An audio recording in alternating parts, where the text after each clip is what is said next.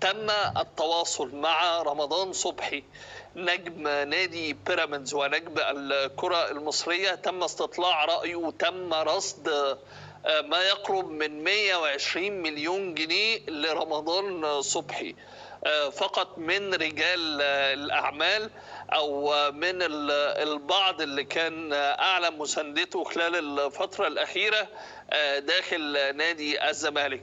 وتواصل أحمد حسام ميدو نجم طبعا نادي الزمالك الأسبق ونجم الكرة المصرية مع المسؤولين في نادي بيراميدز لإقناعهم بالاستغناء عن النجم الكبير رمضان صبحي خلال فترة الانتقالات. أحد رجال الأعمال مش ممدوح عباس قال ان هو هيتبرع بما يقرب من 40 مليون جنيه لاتمام صفقة رمضان صبحي في حالة موافقة نادي بيراميدز خلال الفترة المقبلة.